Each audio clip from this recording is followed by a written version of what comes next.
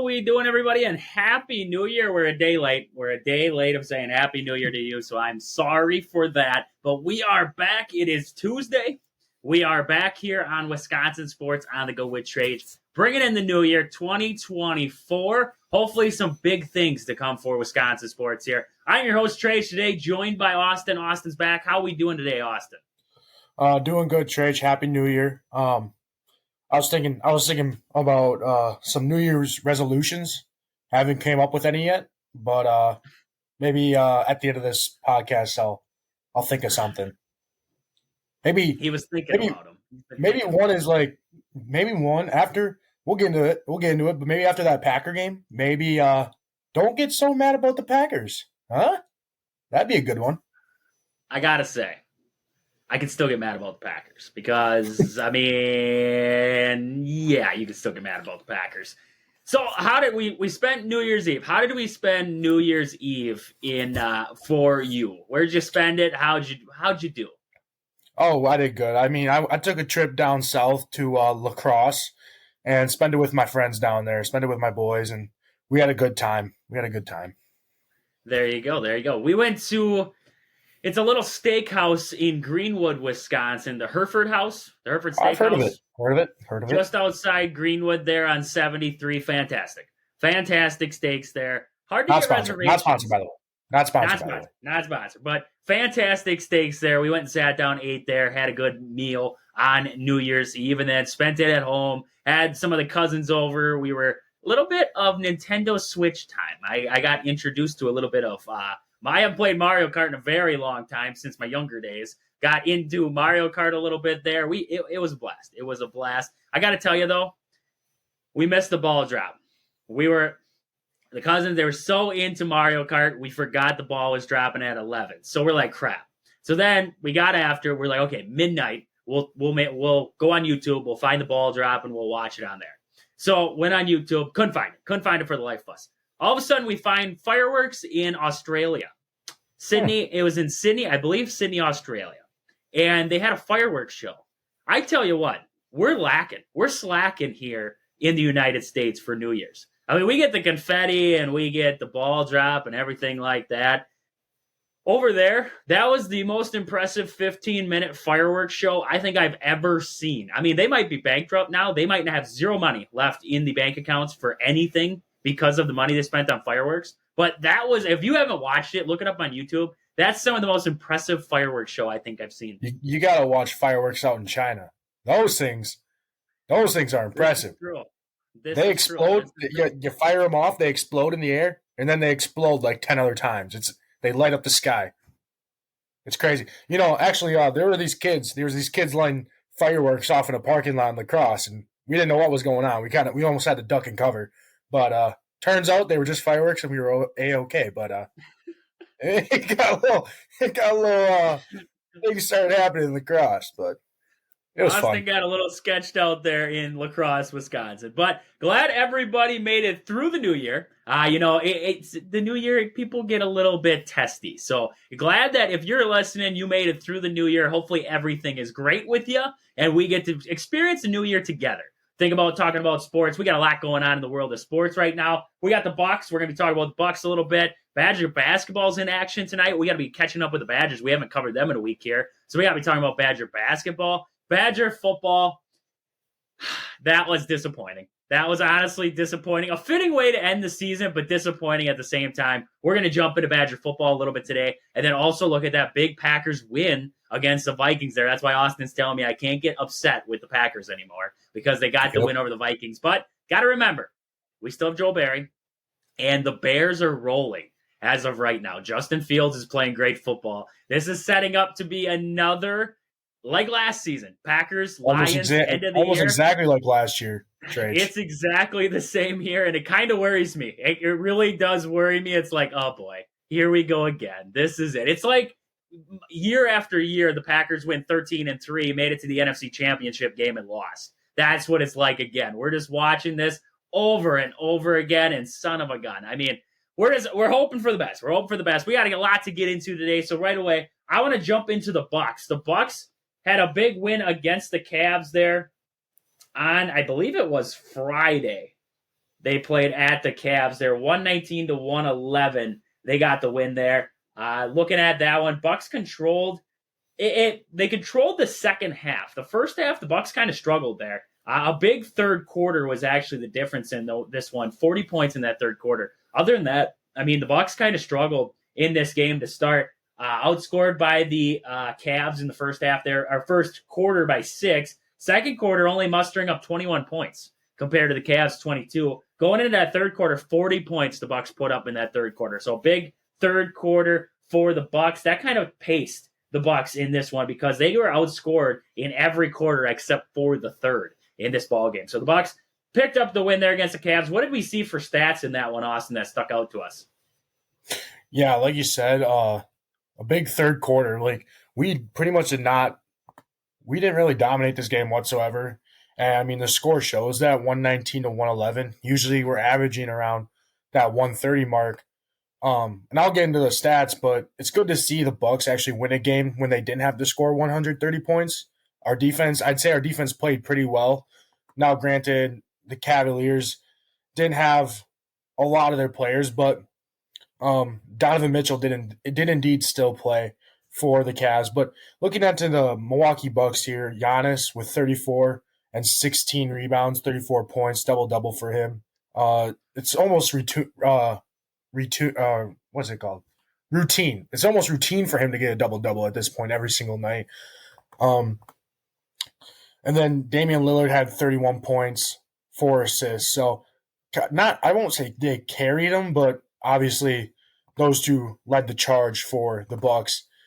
Chris Middleton, 13 points, but 11 assists. So he's really spreading the rock around. Brook Lopez, 9 points, 10 rebounds. And then Beasley had 15 points. So not too bad for Beasley. Not a bad night for Beasley. 5 rebounds for him also there. And then the bench actually didn't do terrible. Bobby Portis had 9 points. Beauchamp had 5. And then Pat Connaughton had 3. So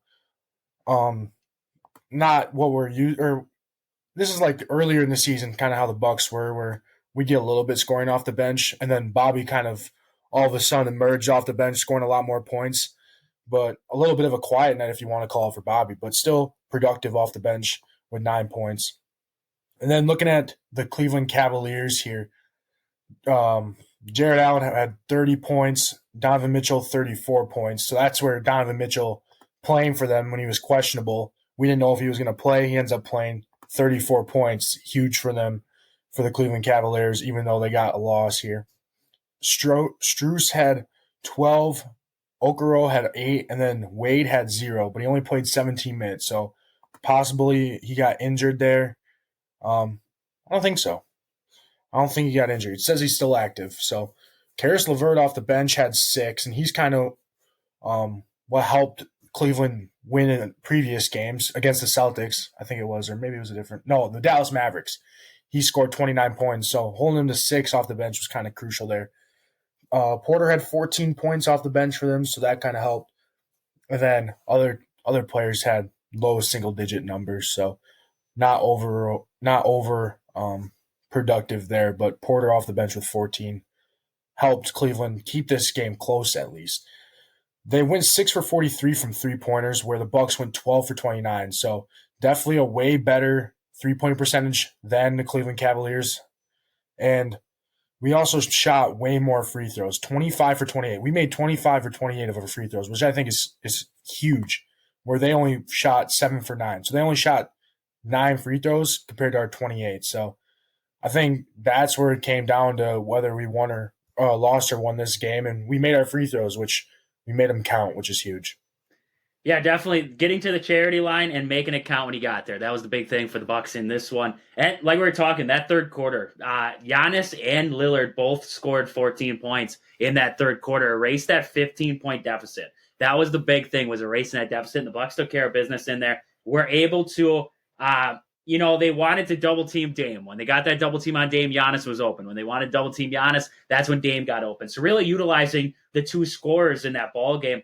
And then looking at, like you said, Malik Beasley, 15 points on 5 3-pointers. Got hot from downtown. That was good to see out of him there. And then also Middleton getting 13 points, but also having 11 assists. That's what I think the Bucks have needed, is a guy to facilitate the basketball a little bit. Two guys like Damian Lillard or Giannis, and Chris Middleton kind of developed into that guy in this game. So that was big to see out of the Bucks in this one. Other than that, I mean, yeah, you covered most of it there. The Cavs were short. They were short on the bench in this one, not having Garland because of that jaw fracture, and Evan Mobley because he had that knee surgery, both until February. They're out. So being a little short staff there, that kind of hurt the Cavs in this one. But Cavs still a decent ball club. Donovan Mitchell played well in this one, like you said, along with Jared Allen. So impressive play out of the Cavs in this one. The three-point line was kind of interesting for them there. They shot a season low of 14% from three. That was a bad shooting night for the Cavs. So a little bit of what could go wrong for the Cavs in this game definitely went wrong, and that led to the Bucks being able to pick up the win there. So a big win for the Bucks there on Friday. I did see a rumbling, and interesting, I never thought about them. We've talked about him in the past here for the Bucks needing a shooting guard, needing a guy that could come in, give offense and defense to the Bucks team. I saw this one talking about Andrew Wiggins from the Golden State Warriors. That would be an interesting pickup for the Bucks. Looking at him over the previous 3 years, he's averaging about 17 points a game, shooting 47% from the floor and 38% from deep.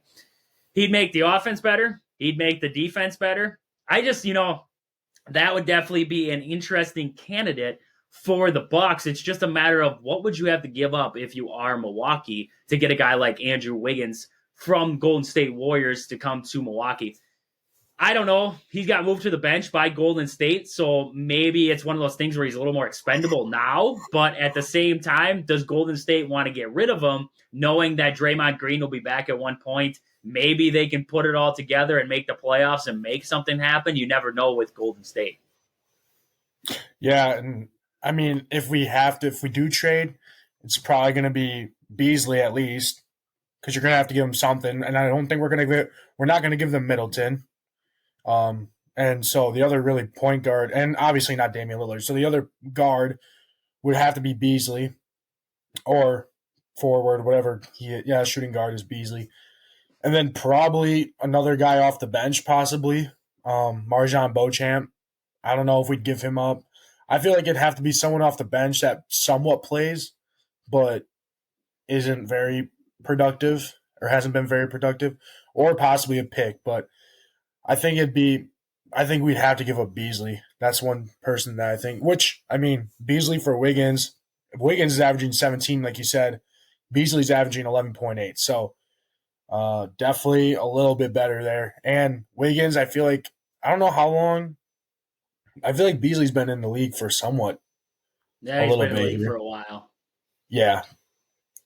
Yeah, since 2016. So Wiggins might still have a little bit more whatchamacallit? Youth. A little more experience youth in the game. Oh, youth? A little more youth in the game. Yeah, I was thinking experience. I think he's played in bigger games for the Warriors. Yeah. And so he has a little bit of that. And I think he is overall probably a little bit better player than Beasley. But it'll be interesting to see if we end up making a trade or making an offer or anything for him. And like you said, what the Warriors are going through with Draymond Green, who knows if they're even going to offer, or if they're going to let any or take in any offers, because they kind of need him right now. So I'd ship Pat Connaughton to the Wind. I'd ship him out there. I'd say that's enough. You can have him. You can take Pat Connaughton. I think he's a solid guy. He's a nice guy. He's a good locker room guy. You can't hate on him too much, but at the same time, he doesn't really do it all for you. And it's not like he's not expendable. You could get rid of Connaughton and not lose out on a lot. That's kind of where I'm looking right now with this Bucks team. Is Connaughton's kind of the expendable guy. Portis is the untouchable guy. I think Portis is the untouchable off the bench. Just like the four of the starters. I believe you don't touch Brook Lopez, you don't touch Giannis, you don't touch Damian, you don't touch Middleton. I could see a guy like Beasley being expendable, and maybe Connaughton. I don't know how far you go down on the bench on the rookies. Maybe dealing off rookies for something like that, maybe.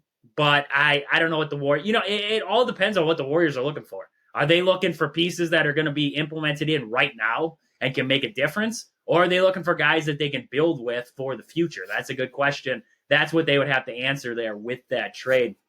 But with that, we got to move on here. I want to talk about home team Century 21 Gold Key Realty. Call Peggy Sue or Anna to find your dream home, or if you're looking to sell. Find them on Facebook at Home Team Century 21 Gold Key Realty, or stop in and see them at their location in Marshfield.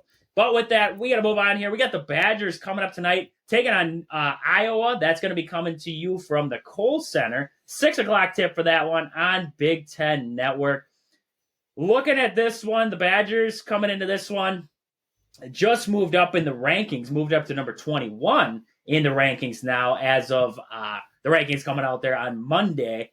Looking at it, Ben Krikke is coming into this game, coming off of a 20-point game for Iowa against Northern Illinois. So Iowa's coming to this game off of a pretty high-scoring performance against Northern Illinois, but the Badgers coming to this one 9-3 on the year so far. Been playing some pretty good basketball as of late here. So what are we seeing for stats for these two teams? Some of the key players we're looking at in this one, Austin. Yeah, like you said, Krikke with 17 points per game for them. Peyton Sandfort has 13.8, and then Tony Perkins 13.2, and Patrick McCaffrey, son of the coach there, has 10 points per game. Besides that, a lot of guys, single digits, but it seems like they use a lot of their players. I mean, they have 1, 2, 3, 4, 5, 6, 7, 8, 9, and then questionably 10 guys that have played in 13 to 12 games, so all of the games that they played in. So they use a lot of their bench, a lot of their players. I mean, some of these guys obviously low-digit scoring numbers, but a lot of minutes. So they get fresh guys in there, and they seem like they're doing pretty well. Peyton Sandfort leads the team with 6.9 rebounds, and then Tony Perkins leads the team in assists with 3.7. Also in steals with 1.6 there. They have one guy listed as a center there. So kind of like what we saw with Chicago State. Is that what? Yeah. They didn't have a center listed at all. So possibly there's a chance that they don't really have a big man. Peyton Sandfort, considering he's leading the team in rebounds with 6.9, he is probably their big guy. Just clicking on his name here. If it wants to load my Wi-Fi. Here we go. He's 6'7", so still pretty big, but obviously with Crowd being 7 feet tall, hopefully we can use that a little bit to our advantage there. And when you look at their rebounds, I mean, they averaged 39.5 rebounds per game. So we've definitely seen the Badgers do a lot better than that. And they average 87.8 points per game, which I say is pretty high. That's pretty high points per game in college. Close to that 90 mark there. You never know what you're going to get from them, but they have scored a lot of, I mean, even against, I guess, never mind that. I was looking at the wrong one there.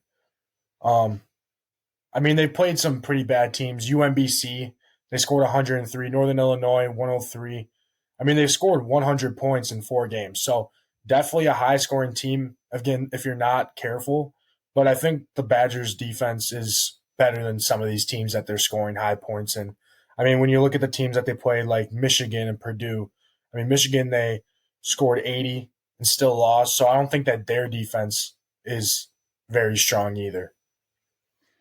No, they're definitely undersized. That's going to be a big thing going into this one against Wisconsin. You know, they're a hard-nosed basketball team. McCaffrey always has them. They're hard-nosed. They're going to get after the basketball. That's why I think a lot of their smaller guys are getting rebounds like that, is they're so hard-nosed. They're going after every rebound. They're getting in there and getting at it. Looking at it right now, the Badgers have gone 6-1 at home this season. They're averaging about 74.2 points per game, while outscoring opponents by 9.3 per game at home right now. The Hawkeyes coming to this one 0-2 in conference. They score about 87 points while outscoring opponents by 10 per game right now is Iowa. The big thing that I look at with these, Wisconsin's only shooting 45% from the field this season. Not terrible, but you got to see improvement in there. You got to see some improvement from the field, getting above that 50% range, or in that 50% range right now. They're 1.7% points higher than looking at Iowa, who's sitting at 44.1% allows to opponents. So they're sitting up a little bit above what Iowa's currently allowing opponents to shoot, but, that's going to even itself out there. The Badgers got to be able to take advantage in the paint.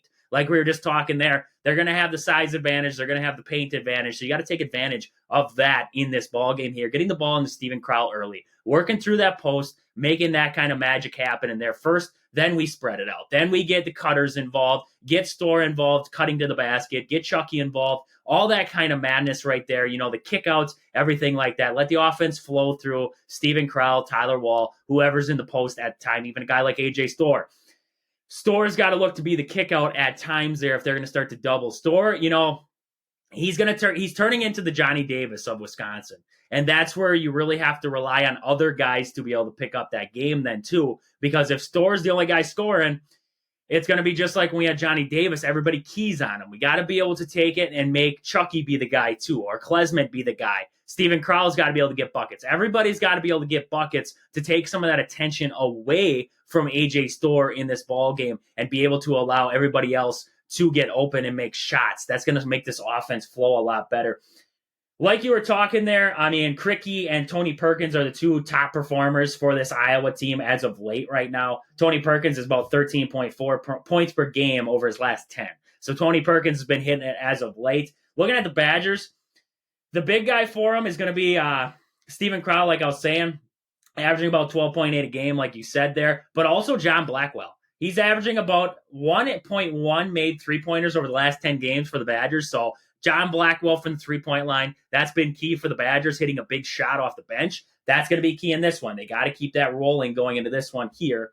Looking at the last 10 games for both of these teams, Badgers 8-2 in their last 10, averaging about 71.5 points per game, 35 rebounds, 11 assists, 6.5 steals, and almost 1.5 blocks per game right now.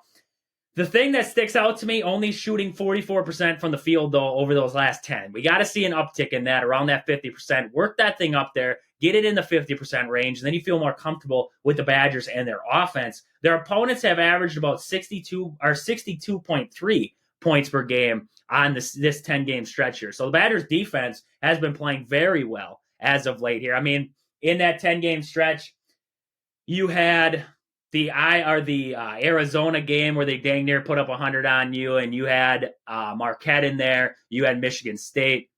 So you've played your games in there that have made that uptick a little bit there with that points per game and made that points per game for the Badgers come down a little bit. So Badgers been playing pretty well as of late. Looking at Iowa, 6-4 in their last 10, averaging about 85 points per game, 39 rebounds, and 47% from the field. So a little bit better shooting from Iowa. But like you were saying, they're playing a little lesser of opponents than what the Badgers have seen so far.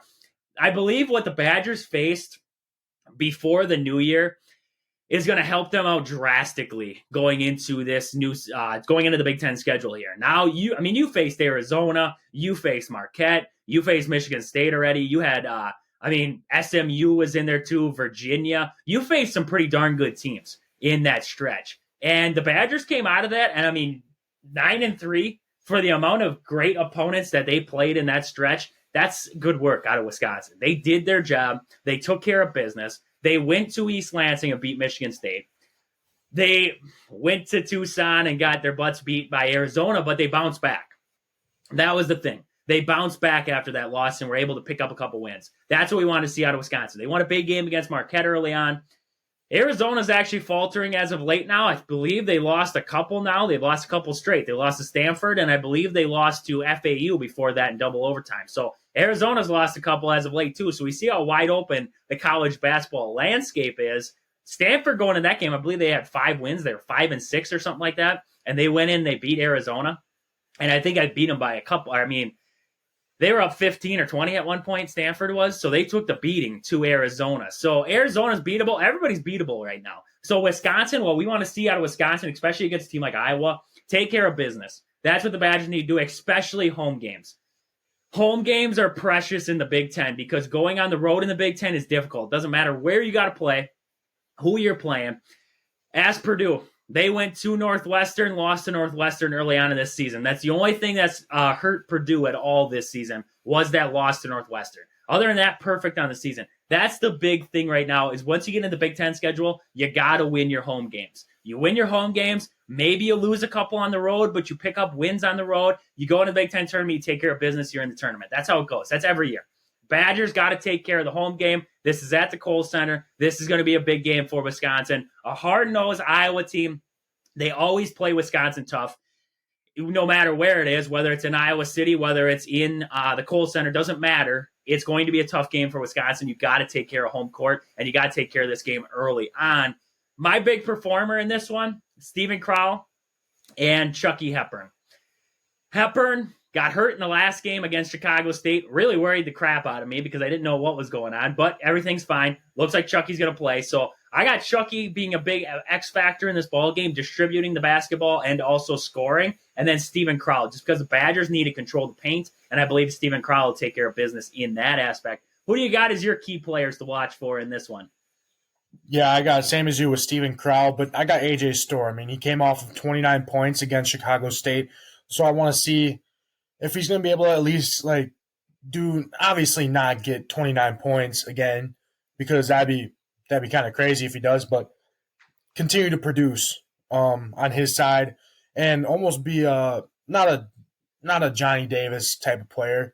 I mean, that would be obviously Johnny Davis was good, but I think we have players now on our team that were able to spread the ball around a little bit more. Like, we have more scores than we did, but he's starting to become a player that we can rely on. So I think seeing that out of AJ Storr will be huge. And then obviously, like you said, Steven Crowl in the paint would be huge for the Badgers against these undersized Hawkeyes.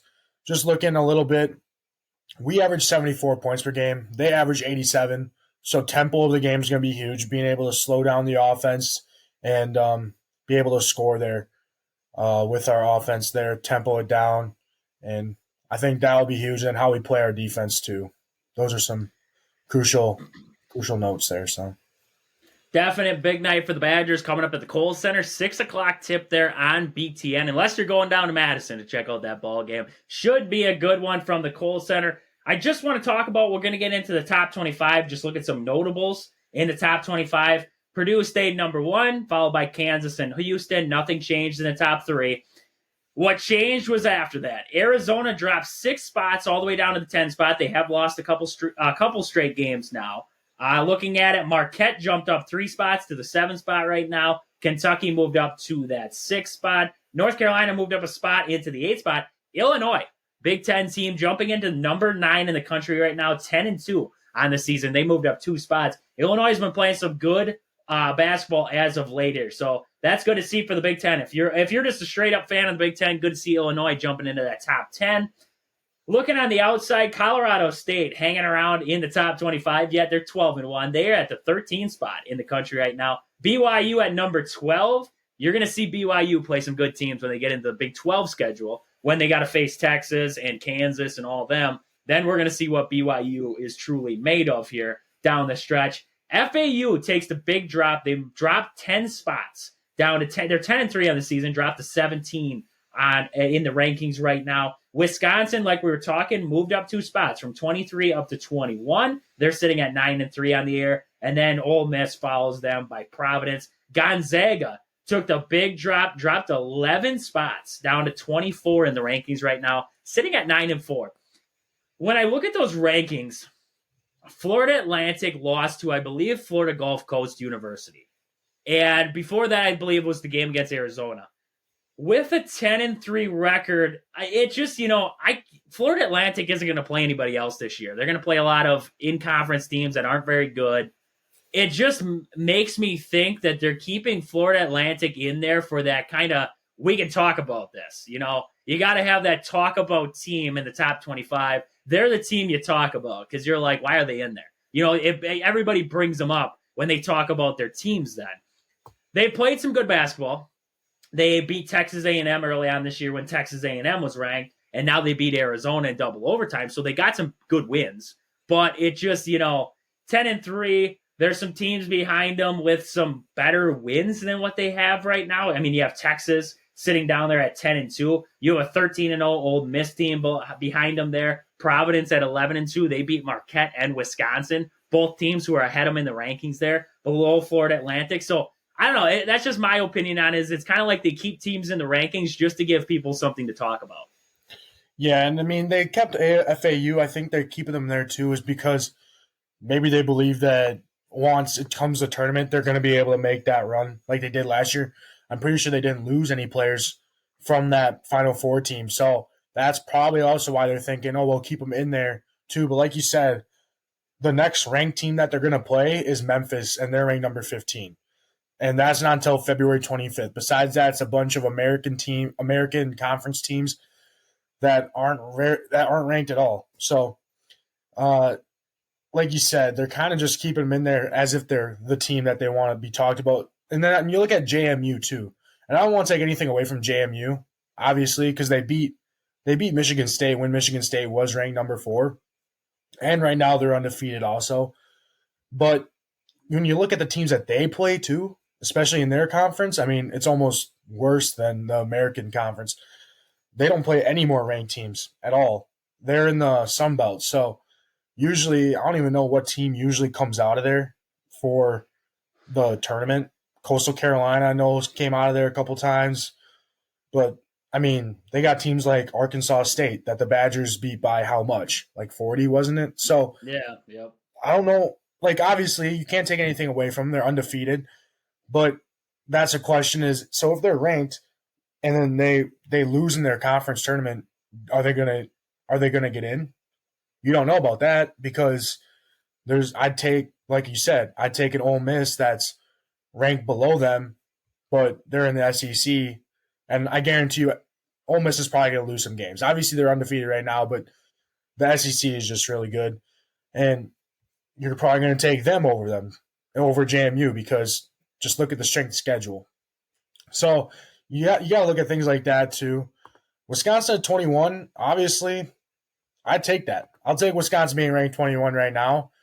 I just don't get how Marquette is ranked number 7 still. They're 11-3.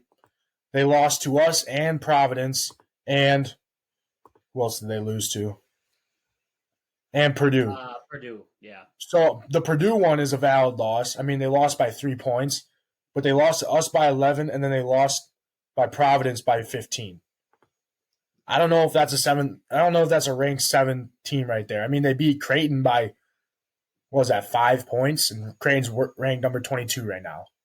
So they dropped out. Creighton dropped out of the rankings. Oh, that was when they played them. Yep. They were ranked number 22, and now they dropped out. So you're going to move up Marquette how many spots? 3 spots because they beat a 22 ranked Creighton by 5 points, but you still lost to 2 teams in the 20s. I don't know. Arizona dropping 6, I can see that because Stanford was a bad loss. Stanford was a really bad loss by them.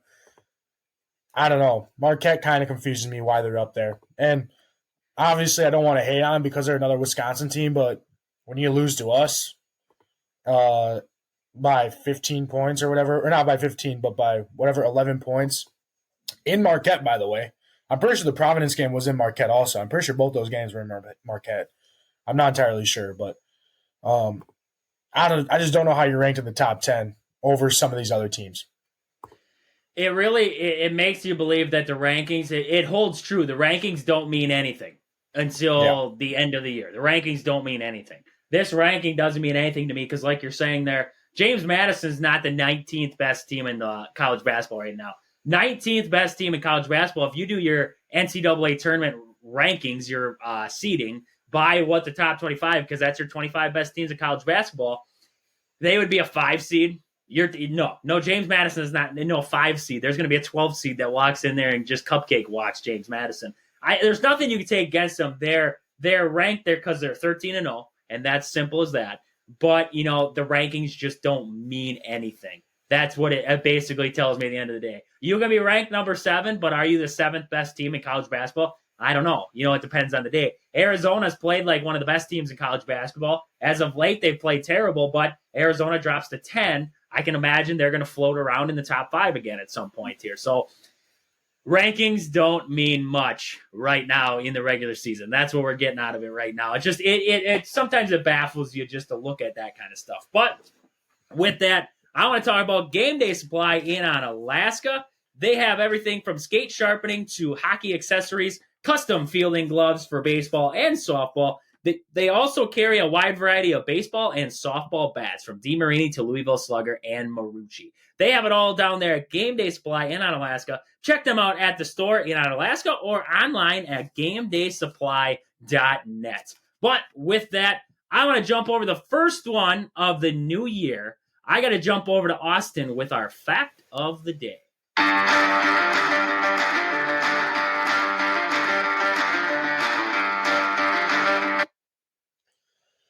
On this day in 2023, so this was a recent one, and it's kind of a big fact.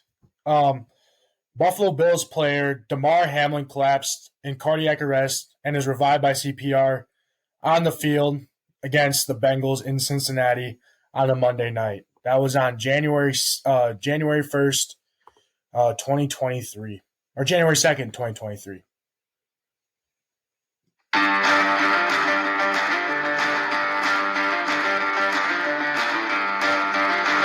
And the only reason we could talk about that as a good fact of the day was because it was successful and everything worked out, and he is back with the Bills, and it is just a great story to be had right there. So awesome. That's just awesome. Hats off to the first responders and everybody who was there to take care of him during that big old situation there. But with that, we got to jump over. We got Badger football. It was, I got to say it was a disappointing. It was fitting for the Badgers season to end the way that it did. It was disappointing the way that they lost, but that's the way that we expected it to go.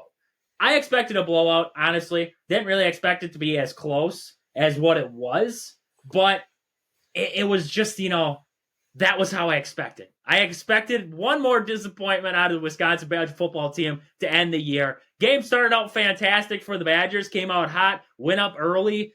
LSU clawed their way back. Defense we were outmatched athletically in this ball game. The wide receivers for LSU outmatched the corners for Wisconsin, and we saw that in this one. Nussmeier was able to just chuck the ball up. That last drive was just throw the ball straight up in the air and pray for the best. That's what we saw a lot of there late. And, that was Wisconsin football 2023-2024 season in a nutshell right there. So with that, let's jump over to Austin. Give me the stats for this one first. We'll dissect it as we go along. I thought Tanner Mordecai actually played somewhat good, considering he threw 3 touchdowns in the first. They were all in the first half, but that was half of the touchdowns that he threw in the whole season. He only had 6 touchdowns in the season. He throws for 3 here against LSU. He went 27 for 40, 378 yards, and 3 touchdowns and no interceptions. LSU's quarterback, Garrett Nussmeier, he went 31 for 45, 395 passing yards, 3 touchdowns, and 1 interception. That came towards the end of the second half there. I thought the Badgers probably could have scored some points there after getting that interception. I thought they would have been able to sneak a little, maybe a field goal or something, but they ended up running the ball on 3rd and 1 or something, and they didn't get it. And it was I thought it was poor play calling towards the end there, but we ended up not getting it. And it makes sense because we got the ball to start the second half. But anyway, with rushing, I thought Jackson Aker and Cade Yakimelli, they both played pretty good. Yakimelli had a few good runs there. Jackson Aker had 14 carries, 86 yards, and 1 touchdown. And that 1 touchdown was actually pretty impressive. I'm not going to lie. He was going to the left. He saw a hole, cut back to the right, and went for the touchdown. So that was pretty impressive for them. LSU, they had quite a few rushers here. They had but they were led by Josh Williams. Josh Williams, 12 carries, 51 yards. And then Noah Kane had 6 carries, 31 yards. But 1 touchdown came from Harold Perkins Jr. on the 1-yard line, and that was 1 touchdown there.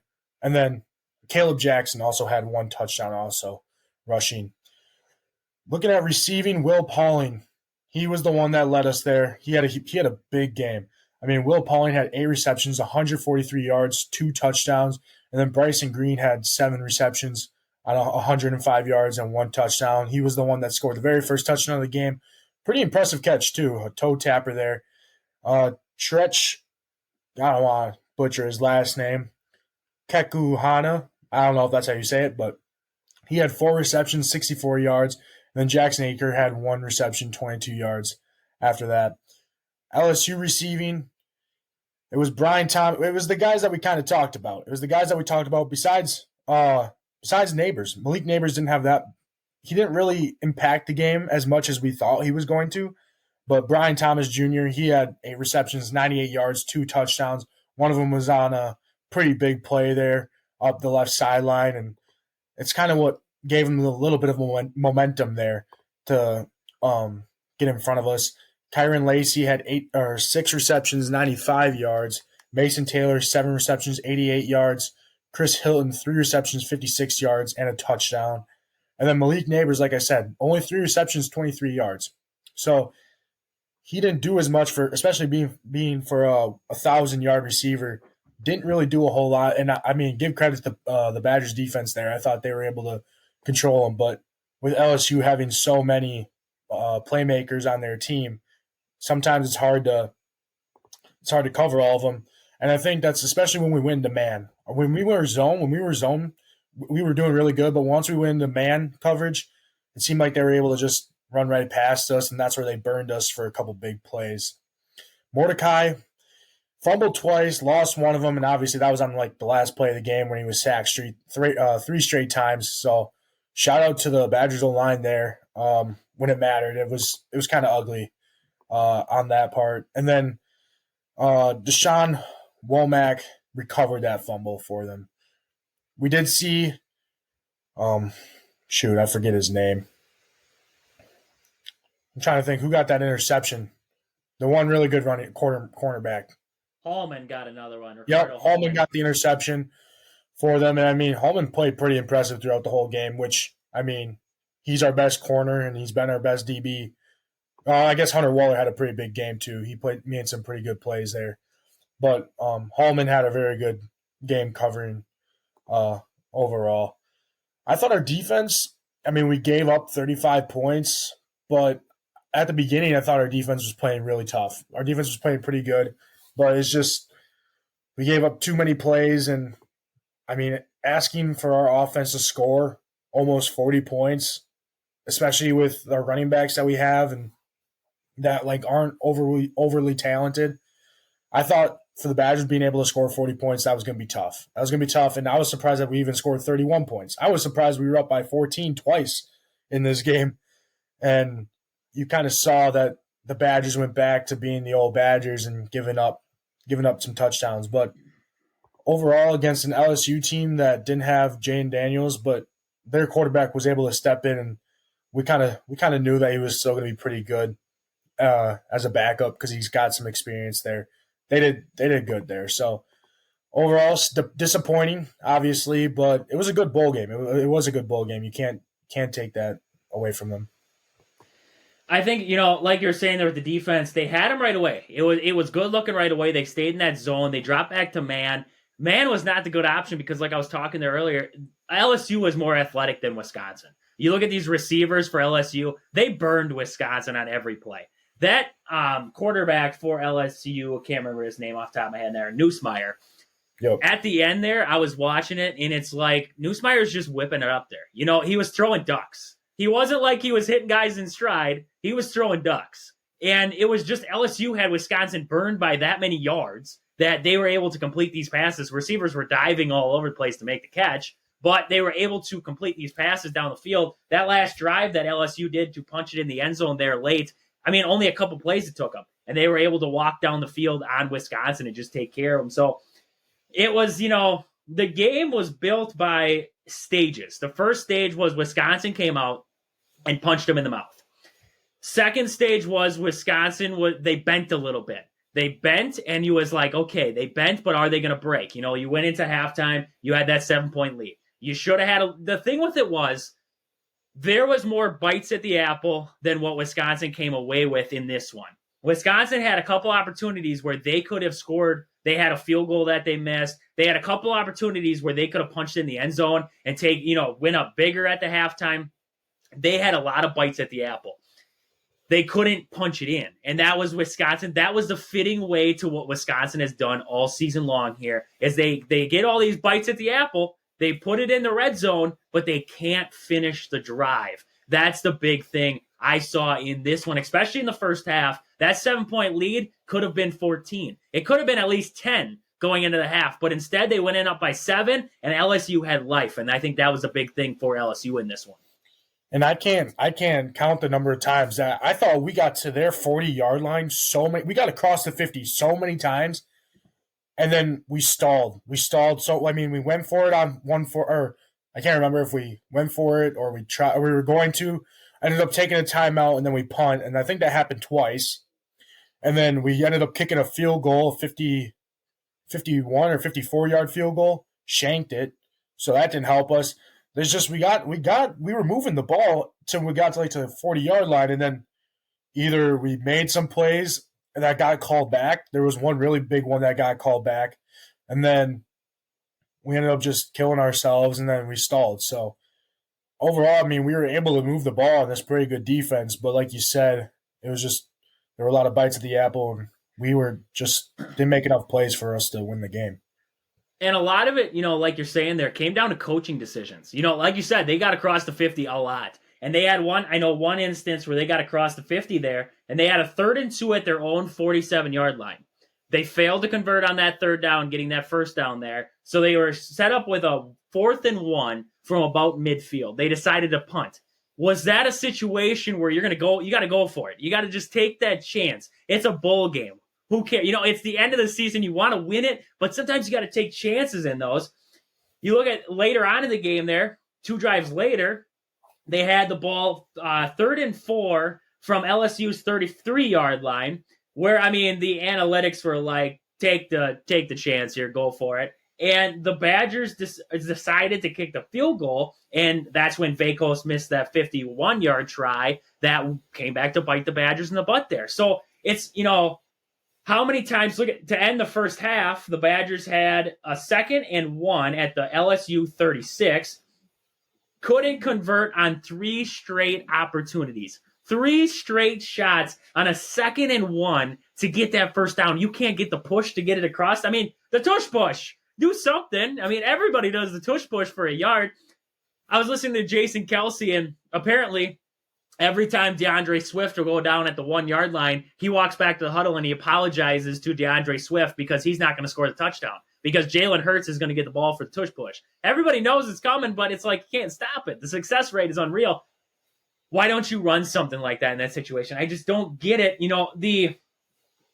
The chances that Wisconsin doesn't take in this one is the big thing for me. And, you look even later on there in the second half there on their 3rd drive, they had Tanner Mordecai hit Bryson Green, led the Badgers all the way down to the 1-yard line, electing to pass on 1st down at the 1-yard line. You're electing to pass. Run the ball. Jackson Aker had a big day. I thought Jackson Aker had a massive day for the Badgers. He was rumbling along like Braylon Allen never left the Badgers. And all of a sudden now we're going, why are we going with the pass game? At the 1-yard line, run it in. Tanner Mordecai, take it straight up the middle. Come on. This is simple football, and we try to – the problem that I have with Luke Fickell and Phil Longo is they try to make the game of football so complex. Why do you have to make it complex? There's the simple things you can do. 3rd and 1. What do you expect to happen? You're going to give it to the big fella and let him take it straight ahead, and we're going to see what happens. 4th and 1 on the goal line, I can't tell you how many times it's like QB sneak. QB under center, he's going to take it straight up the middle. You got to stop it. That's just simple football that has been generation after generation, and yet the Badgers tried to make it so complex. I don't get it. I don't get why. I don't get why they decided in this game. You look at this game at the grand scheme of things, you weren't even supposed to be in it, to be honest with you. You shouldn't have been beating LSU at any point. You shouldn't have been in this game. I expected, we're 2 Wisconsin guys. We love Wisconsin. We love watching Wisconsin. We expected Wisconsin to maybe score a couple points in this ball game and get blown out. That's what we expected. It didn't matter if Jane Daniels was there or not. LSU's got a pretty good defense. LSU's got a pretty good offense. Didn't matter if Jane Daniels was out there or not.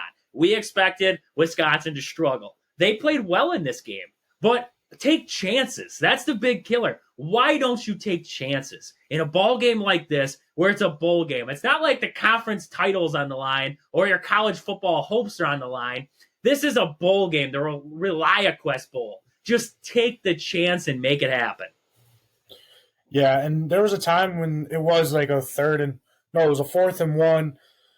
And I mean, they're standing there and we're like, so are we going for it here? I mean, I was watching him like, I don't know if we're going for it. I mean, they're out there, they're lined up on offense, 4th and 1. And then Luke Fick, I mean, and let me tell you, the clock isn't even running. The clock's not running. I mean, the play clock's running, but not the regular clock. And Luke Fickle's standing there, shaking his head, looks to the ref, letting the play clock run down as if he actually thought that the game clock is running down. Calls a timeout, 4 seconds. Let's talk about it. Well, guess what? They talked about it, and we didn't get the first down. Like, why are you calling a timeout? I feel like sometimes they could have dialed up some better plays. They could have dialed up some better plays in those situations. And granted, I mean, there were some really good play calls throughout the whole game. But it seems like sometimes when it mattered, them 4th and 1, and this could have been this seemed like it was an all-year type of thing. I mean, we didn't have a good 4th down conversion rate. We didn't have a good one at all. So it was definitely an all-year type of thing. Maybe that's something you look into when you go into the offseason, because you gotta fix that.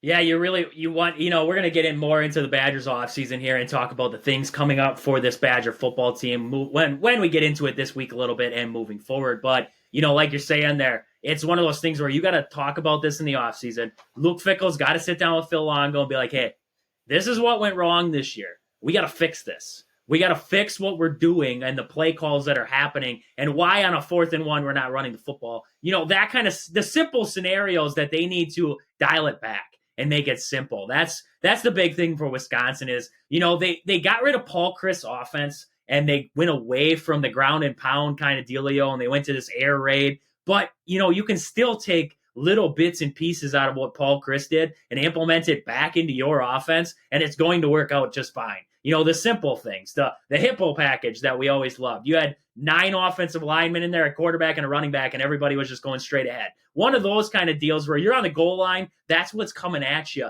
Not trying to get fancy on the goal line. I don't need a pass when it's 1st and goal from the 1. I don't need you to pass the football. I don't need to see any of that kind of crap. I want to see you run it straight ahead, give it to the big fella, and let him make something happen. That is common sense football. And I think that's what the Badgers kind of lack right now. So, I mean, we're going to get more into this. We're going to talk more about it coming up this week yet, and then moving into the offseason here. We got a lot of offseason talk. I mean, we're going to be talking about it for a while because the transfer portal is always happening right now. So we got to talk about the transfer portal additions that the Badgers have coming in, some of the big ads, some of the things that we don't think they're doing right, and stuff like that. So, I mean, a disappointing end to a bitter season. It was disappointing and, looking for better things moving forward here with this Badger football team. But with that, I want to talk about Pittsville Farm and Home Center in Pittsville. At the store, they serve you anything from hydraulic hoses to red roses. Stop in and see them and the awesome crew down there at Pittsville Farm and Home in Pittsville. But with that, we got to jump over. The Packers got the big win, 33-10 on Sunday night. Massive win. Packers take care of their own business. Seahawks got the win. Packers are in the playoff picture now. They took care of their own business here against the Vikings. Kind of an undermanned Vikings team, but a win's a win. The Packers were undermanned too. I mean, I heard a lot of people saying, well, how can you really say that the Packers played that great of a game because the Vikings were so undermanned? The Packers were undermanned in this one. I mean, you lost Jaden Reed halfway through this game. You didn't have Christian Watson. Your best receiver was a guy who you signed after that game. He was just coming up off the practice squad. Bo Melton had a fantastic game. You're going to get into that with stats, so I won't get too deep into it there. But, I mean, this was a fantastic game. Jordan Love played fantastic. The Vikings defense has been playing great as of late, and the Packers did their job against them. So it was great to see out of Green Bay there, 33-10 in this one. Packers controlled it for a majority of the game. I mean, they were up 10-0 at the end of the first quarter. They were up 23-3 at the half there, and then they just kept the gas pedal down in this one and just controlled it from the opening kick. So with that, Austin, what are we seeing for stats? What did we see for stats in this one that stood out to you? First off, you got to start with Jordan Love. I mean, we finally – I don't want to say finally because he had a few breakout performances, but this was by far, I'd say, one of his best performances that he has as a starter. He went 24 for 33, 256 yards and 3 touchdowns and no interceptions. And I mean, you look at our offensive line, especially Zach Tom. They were showing some highlights of Zach Tom against Danielle Hunter, probably their best rusher that they have, and he was perfect. I mean, you can consider he was perfect. Jordan Love didn't get sacked a single time. We had 0 sacks on the whole night. First off, let's start with Jaren Hall because he was the starter. He went 5 for 10, 67 yards, and 1 interception. And that was their starter. He got sacked 3 times for 28 yards. At halftime, they decided to put Nick Mullins in, as any competent person would, because Jaren Hall obviously was not doing good. And he went 13 for 22, 113 yards, 1 touchdown, no interceptions, and he got sacked once. So overall, both of them were pretty disappointing. And I wouldn't have been surprised if they tried Joshua Dobbs out there for them. Looking at rushing, Aaron Jones, and another big day for him. 20 carries, 120 yards, no touchdowns, but he still made his presence known. Patrick Taylor had 8 carries, 30 yards, kind of in garbage time. And then A.J. Dillon, 7 carries, 27 yards rushing. Jordan Love had the lone rushing touchdown for them, got flipped over, and then almost was short. Technically he was called short originally, went to review, and then the tip of the ball just crossed the plane there. So Jordan Love had a total of 4 touchdowns on the day, 3 passing, 1 rushing. Ty Chandler led the Vikings in rushing, 10 carries, 40 yards. Alexander Madison, 3 carries, 17 yards. And then Nick Mullins and Jaren Hall combined for 10 yards on 3 rushes between the 2 of them there. Only 67 yards rushing for the Minnesota Vikings.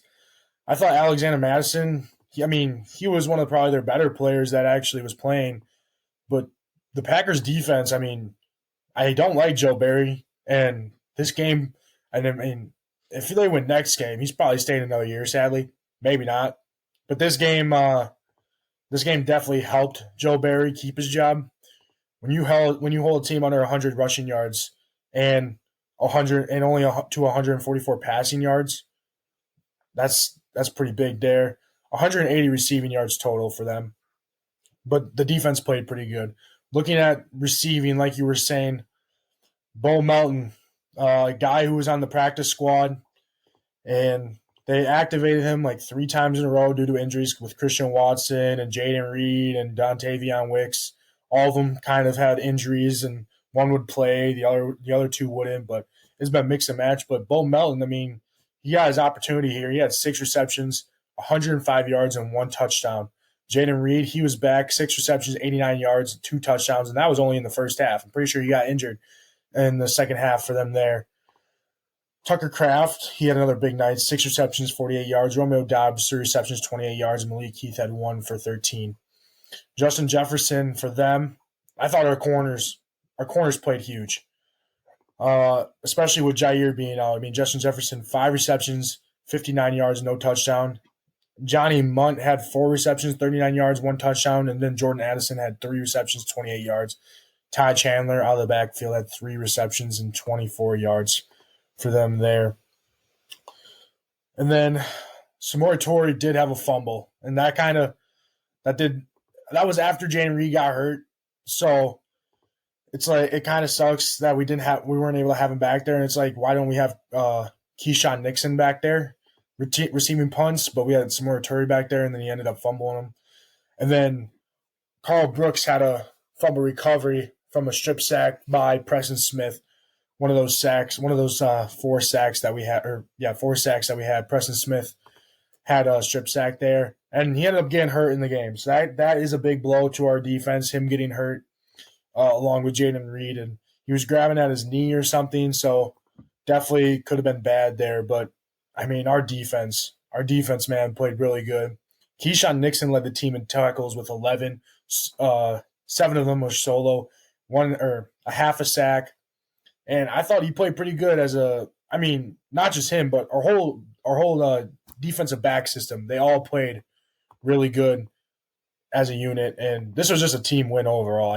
Like you said, Minnesota, you can say that they didn't have the players. Obviously Kirk is injured for the rest of the year with his Achilles, but they still had their playmakers. They still had Justin Jefferson. They still had Jordan Addison. They didn't have T.J. Hockenson, which I think probably affected them a little bit.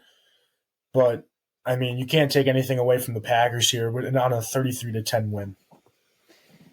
Yeah, it was a big – I mean, you look at this game here and you look at it as a simple scenario of Jordan Love played in a pressure game and took care of his business. I thought that was the biggest thing that I saw in this one is that Jordan Love coming to this one, everybody's questioned him all year long. I've questioned him. Everybody's had their doubts. And in this one, you would be lying if Jordan Love would be lying if he told us that he didn't know the scenarios for the playoffs before they went into this ball game. Everybody knows. You would turn on ESPN, you saw it. You turn on NFL Network, you saw it. They knew the scenario. He knew what he had to do coming to this one. And like you said, had one of the best games he's played this season. I mean, the Packers put up 30 points for the second time in as many weeks here. The second straight week, and they only put up 30 points. So only in week 1 prior to Christmas Eve. So they only put up 30 points week 1 besides these last 2 games. So the offense has been clicking as of these last couple games, and that's been massive to see out of the offense for Green Bay. The defense, I don't know how much you can gauge the defense off of what we saw against the Vikings. They put the pressure on. I thought that was good to see was they put pressure on Mullins and they put pressure on Hall when he was in there. The only thing that puts me the question mark is it didn't really matter what you were doing because there was a lot of ducks flying up in the air and there was a lot of bad passes being thrown out of the backfield there. So it's like, how well can you really take Joel Berry's job after playing a game like that? Now, next week, this is the big thing that you put yourself up for. You put yourself up, like I was saying there before, you have a playoff berth with one more victory. You got to win this next game. You got to flip the script from last season. We were in this scenario once. We got to be on the right side of this scenario this year. Last year lost the Lions. We got to be on the right side going into this season here against the Bears. The Bears coming into this one, that game worries me. Justin Fields is playing well. The Bears defense is playing well. The offense is clicking for the Bears. That game worries me just a little bit, but the Packers have been playing good football as of late, and I think that's where we're going to see what Jordan Love is made of, right? We've heard for years. Aaron Rodgers has mocked the Bears. I own the Bears. He sent the contract or whatever to Jordan Love and said, you are now the rightful owner of the Bears. You got to back it up now. You can tell all these guys you own the Bears, but you got to back it up. And I think Jordan Love backed up the talk in this one against the Vikings here. He backed up what he's been doing all season long, playing well in this one here. But you got to be able to back it up one more week. You got to be able to do it in the season finale against the Bears with the playoffs on the line. That's when you're going to see what Jordan Love is truly made of and what this Packers team is truly made of. Like you said there, though, I mean, you look at the offensive numbers. Aaron Jones, over 100 yards again for the second straight week. Jaden Reed, massive game out of Reed before he got injured. Hopefully everything checks out with Reed. Bo Melton. I mean, this guy they just signed him now, but brought him up for the practice squad multiple times. Really hasn't been a factor. Gets into this one, and he's that guy. He's the guy that the Packers needed in this one. Just massively impressive to see the growth of what, from the last time the Packers faced the Vikings to now. Different scenario on the offensive side for the Vikings, not having Kirk Cousins out there. I think that does affect the Vikings majorly. But the Packers going up against this defense, the defense for the Vikings is still a pretty good defense. And the Packers, ate them alive at times in this ball game. They could move the ball at will. And that is a lot of credit to the Packers offensive line. Zach Tom has played great for the Packers there on the offensive line. Myers has played great. No sacks in this one. Jordan Love had all kinds of time in the backfield to make these throws that he was making all game long. So that's definitely impressive to see. I did see Christian Watson was out he was catching passes before the game. He's not back to 100% yet, but he is out catching passes and everything like that. So good to see. Hopefully Christian Watson's back next week for this Green Bay team. Like we were talking there, though, the Minnesota quarterback decision backfired majorly. They went with that third stringer, the rookie QB, hadn't really had a great game all year. That's what we saw in this one. Wasn't a great game out of him. They ended bailing on their strategy right off the bat there and going with Mullins after that. He wasn't able to get into a groove then, and it was downhill from there. Definitely not a great decision by this Green Bay team. Looking at it, the Packers had their own injuries in this ball game. I believe McDuffie was carted off there with concussion symptoms. I believe I believe McDuffie was carted off, and He was Preston carted Smith off. got I a don't know little what he banged was up. carted off for, though. Concussion. He was carted off with a concussion after he collided with Lucas Van Ness and Colby Wooden for a sack. So McDuffie, hopefully get him back sooner rather than later. But as of right now, the Packers kind of avoided the major injuries in this game. Hopefully Jayden Reed checks out and everything's good with Jayden Reed with that chest injury. And Preston Smith was down there for a little bit. So hopefully everything's good with Preston Smith and we have no lingering injuries moving on here. But the big thing for the Packers, getting healthy. Getting healthy moving forward is going to be major. You're going to get Jaire back next week. What is Jaire going to be like? Adding him back into the defense if they do. If they do add him back in, what's Jaire going to be like? Are we going to see Devondre Campbell come back for this next game? He's been out for 2 straight games. Will he be back? There's a lot of injury questions with Green Bay. Seeing if you get, I thought Patrick Taylor played well in this game too for Green Bay as that third running back. He had a pretty good game for the Packers. So definitely going to be interesting with guys coming back from injury, what the Packers do, because Bo Melton had a great game. When Christian Watson comes back, what's Bo Melton's role going to be with Green Bay, having guys like Jayden Reed and Dobbs and Watson? What's Bo Melton's role going to be with Green Bay? Yeah, it's definitely a good problem to have with these guys producing pretty good. Not my question, but I mean, like we said in the pregame show or the overview show or whatever you want to call it about this game, we said Jaren Hall, a little bit more of a runner than Nick Mullins, and you see what the Packers were able to do to him. He wasn't able to run against us like Bryce Hall was able to, like Tommy DeVito kind of cooked us there. We were able to keep him contained, and we sacked him. I think that's what we're going to have to do to Justin Fields, and Justin Fields is obviously way better than Jaren Hall at running the ball and even at throwing the ball. Like you said, the Bears are hot. They're playing really good. DJ Moore is playing really good. And this is, like what we said at the beginning of the show, this is exactly like last year. You saw what happened last year, man. We kicked the crap out of the Vikings. We go into that next game. You win, you go to the playoffs. What do? We lose to the Lions. Here, we kick the crap out of the Vikings. We go to next week, play against the Bears. You win, you go to the playoffs. You lose, you go home. What's going to happen? We got the help from the other guys. The Seahawks lost, like you said, to the Steelers. And, the Giants almost beat the Rams. The Giants should have beat the Rams. They had a chance to beat them there at the end, and too bad they have Mason Crosby. That's kind of why we got rid of him, because he couldn't make a 54-yard field goal. He could have made it. He gave one last screw you to the Packers. He said, I know the scenario. We're out of the playoffs anyway, so I'm going to shank this a little bit. And it didn't help him that on the previous play, they tried running the ball and then they got stopped. Like, they backed him up even more, like 3 more yards. So I think if they didn't do that, they'd be comfortable. I think Mason Crosby almost hits that field goal there, but he didn't. But we got the help from the Steelers, and that they gave us a chance. That's all we needed. Rams play the 49ers next week, and you look at that game, 49ers clinched the 1 seed with the Eagles somehow losing to the Cardinals. So is the 49ers going to play all their players? I don't know. Is CMC going to play? I don't know. Brock Purdy? I don't know. I'm guessing maybe for the first half. CMC got hurt, actually, so I don't know if he's going to play the rest of the year. But possibly the Rams might still be able to win that game. Doesn't matter. Doesn't matter. We just got to win our game against the Bears. But like you said, Bears are playing hot, and they're playing good. They just kicked the crap out of a Falcons team that we lost to. So even though we beat them, that was week 1. That was week 1. I think that was a different Bears team. And somehow the Bears – actually, I don't think the Bears have a chance to make the playoffs anymore because the Rams won. I think they need the Rams to lose. But I could be wrong on that. They still possibly could have a chance. So they could possibly be playing for something too here. It's going to be a good game, and that's at 3:25 on Sunday. Yeah, and this game, I'm telling you, is going to be on how well does Joel Barry call the defense. Because you look at that last year's game against the Lions, it came down to the defense making a play at the end, couldn't get the stop. This season's going to hinge on. It's going to be the offense. The offense is going to have to get it done.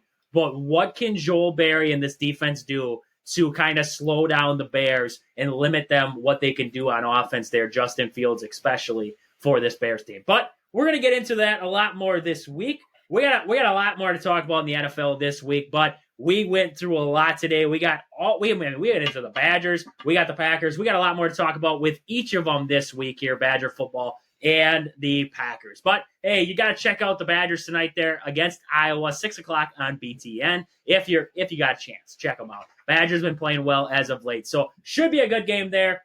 But with that, this has been Wisconsin Sports on the Go with Trades. Thank you guys for listening. We'll catch you guys back here tomorrow. But until then, deuces.